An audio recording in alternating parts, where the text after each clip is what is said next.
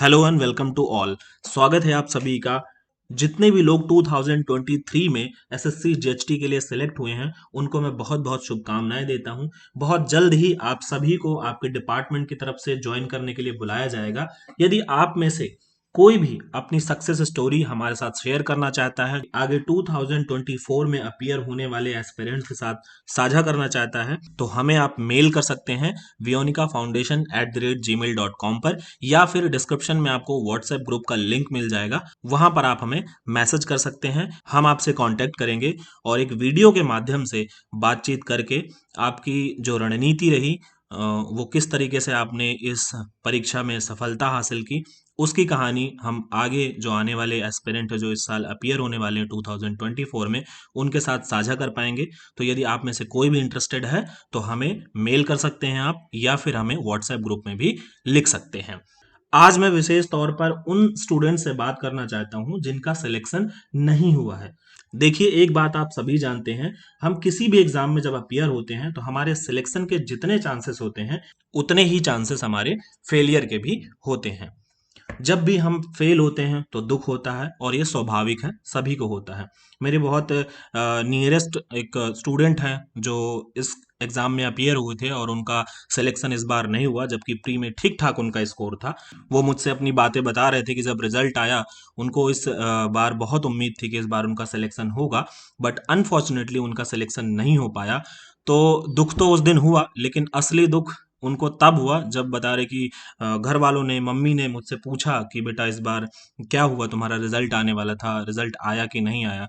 तो मैंने बहुत दबे स्वर में बोला, बहुत दबी सी आवाज में कि नहीं मम्मी, इस बार नहीं हो पाया। तो जो माँ की आंखों में वो निराशा थी वो देखकर ज्यादा दुख हुआ, ना कि रिजल्ट में सेलेक्ट ना होने का दुख था, जितना माँ की आंखों में वो निराशा देखकर दुख था।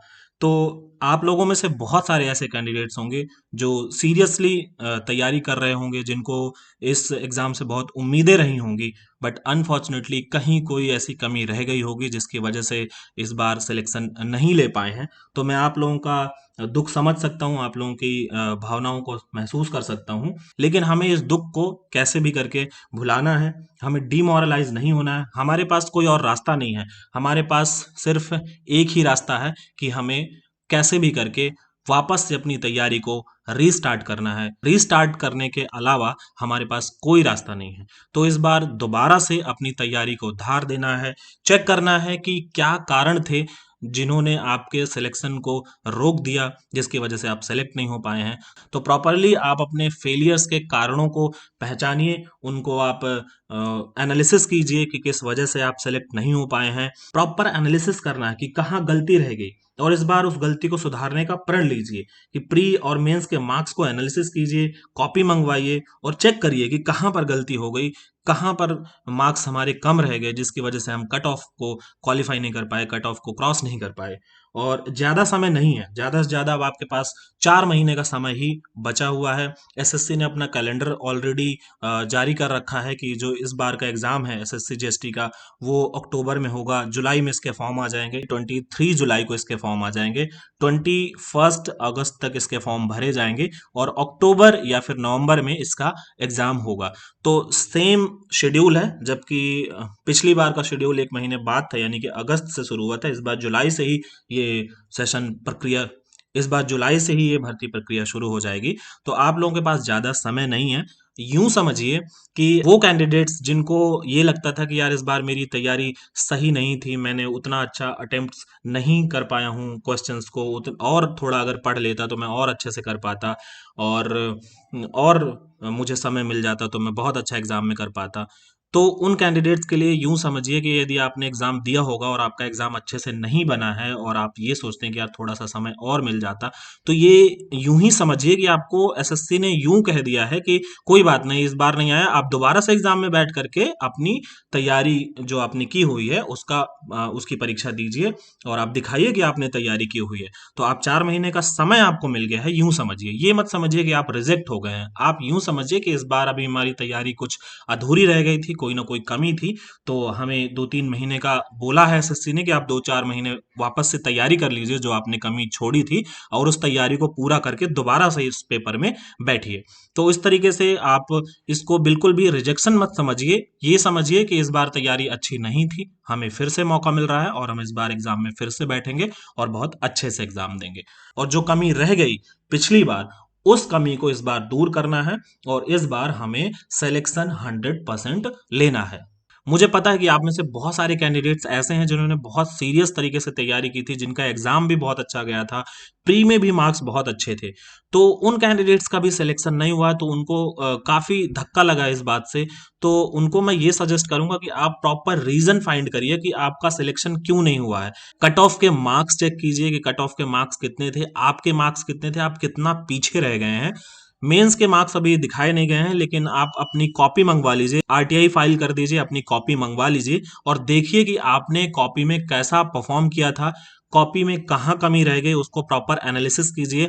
मैं एक वीडियो के माध्यम से आपको बता दूंगा कि कैसे आपको आरटीआई लगाना है, और 15 से 1 महीने के बीच में, 15 दिन या 1 महीने के बीच में आपकी कॉपी आ जाती है आयोग की तरफ से। तो आप उसमें चेक कीजिएगा कि कॉपी में कहाँ कमी रह गई, आपके आंसर्स में कहाँ कमी रह गई, कंटेंट में कहाँ कमी रही, उसको सुधारना है और प्रॉपर तरीके से अपनी जो कमियों को है उनको सुधारना है, एक स्ट्रैटेजी बनानी है और ये प्रण करना है कि आपका इस बार सिलेक्शन नहीं हुआ है, लेकिन अगली बार आप प्री में भी अच्छा स्कोर करेंगे, मेंस में भी आप सुधार करके अच्छा स्कोर करेंगे। और आप प्रण लीजिए कि अब की बार आपका सिलेक्शन नहीं हुआ है, लेकिन जो ये 2024 की वैकेंसी आ रही है, इसमें आपकी कोई ना कोई रैंक आए। आप first rank, second rank, third rank ऐसे टारगेट करके चलिए कि मैं इतना अच्छा स्कोर करूंगा कि मेरी रैंक आएगी इस बार।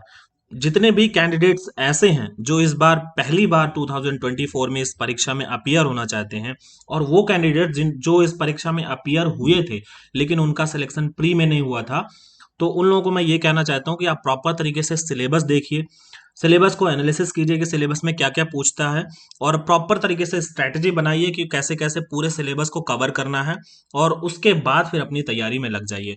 मैंने 2024 की स्ट्रैटेजी वीडियो प्रॉपर तरीके से सिलेबस को एक्सप्लेन करते हुए समझाया हुआ है। उस वीडियो का लिंक आपको इसके डिस्क्रिप्शन में मिल जाएगा, या फिर आप चैनल पर विजिट करके वो वीडियो को देख सकते हैं। मैंने एक एक सेगमेंट को बहुत अच्छे से समझाया है कि कहाँ कहाँ से कौन कौन सा प्रश्न पूछा जाता है, कहाँ पर कितने मार्क्स, कितने क्वेश्चन पूछे जाते हैं, कहाँ पर कितने मार्क्स आप गेन कर सकते हैं। तो मैंने डिटेल में समझाया हुआ है। जो प्रीवियस ईयर क्वेश्चंस का मैंने एनालिसिस किया है, कितने क्वेश्चंस कहाँ से पूछे जाते हैं, कहाँ कहाँ पर आपको ध्यान देना है, उसी को ध्यान में रख करके मैंने पूरा कोर्स ये डिजाइन किया है 2024 के लिए। जो भी नए हैं एस्पिरेंट या जिनका सिलेक्शन इस बार नहीं हुआ है, वो हमारे चैनल से जुड़ जाइए। मैं आपको प्रॉपर टॉपिक वाइज जहां से जितने प्रश्न पूछे जाते हैं, हर टॉपिक को कवर करते हुए मैंने एक प्रॉपर कोर्स डिजाइन कर लिया है, और एक एक करके मैं आपको इसी चैनल पे सारे वीडियोस प्रोवाइड करने वाला हूं। तो आप सभी को जो सिलेक्ट हुए हैं, मेरी बहुत बहुत शुभकामनाएं, और जो सिलेक्ट नहीं हो पाए हैं इस बार, उनको मैं यही बोलता हूं कि निराश ना होइए, आपके पास फिर से एक मौका है। बस 3 से 4 महीने जो कमी रह गई थी वो आपको तैयारी करने का मौका दिया जा रहा है। आप तैयारी करिए और दोबारा से इस एग्जाम में अपीयर होइए। भरोसा रखिए, खुद से वादा करिए कि इस बार आप कोई ना कोई अच्छी रैंक हासिल करेंगे इस एग्जाम में। जब भी कभी आपका शेड्यूल गड़बड़ाने लगे, जब भी कभी आपकी हिम्मत टूटने लगे, तो आप लोग एक बार अपने माँ बाप का चेहरा याद करिए, वो रिश्तेदार जो आपसे बार बार पूछ रहे हैं कि इस टाइम पर क्या कर रहे हो, क्या चल रहा है, और आप बोलने में बार बार हिचकिचा रहे हो, और जो दोस्त आपके सेलेक्ट हो जा रहे हैं और आपको कहीं ना कहीं सफलता नहीं मिल रही है, तो वो सब एक बार रिकॉल करिए, खुद को एक बार चार्ज करिए कि आपको कितनी जरूरत है इस सरकारी नौकरी की। तो आप लोग ये सारी चीज़ों को ध्यान करिए, और यही आपके लिए मोटिवेशन है। और मोटिवेशनल कोट्स पढ़ने से कुछ नहीं होता, अपनी सिचुएशन को आप समझिए, अपने हालातों को समझिए, वही आपके लिए मोटिवेशन बनेगा। सभी एस्पिरेंट जो भी 2024 के लिए प्रिपेयर कर रहे हैं, उनका वेलकम है इस चैनल पर। आइए, जुड़ जाइए। 2024 की तैयारी प्रॉपर स्ट्रेटजी के साथ हम लोग करेंगे, और मेरा इस बार भरोसा है कि जितने भी सीरियस कैंडिडेट्स होंगे वो इस बार जरूर एक स्थान अपना हासिल करेंगे। तो मिलता हूं मैं आपको अगली वीडियो में, जो फुल स्ट्रेटजी वीडियो है फॉर 2024 के लिए। आप डिस्क्रिप्शन पे जाइए, लिंक मिल जाएगा, या फिर आप चैनल पे विजिट करके उस वीडियो को देख सकते हैं। व्हाट्सएप और टेलीग्राम ग्रुप का लिंक डिस्क्रिप्शन में आपको मिल जाएगा। इसके अलावा यदि आपको कुछ पूछना है, कोई आपकी क्वेरी है या फिर आपका कोई सुझाव है, कोई सजेशन है, तो मुझे कमेंट बॉक्स में लिखिए, मैं उसका रिप्लाई करने की कोशिश करूंगा। मिलते हैं नेक्स्ट वीडियो में। धन्यवाद।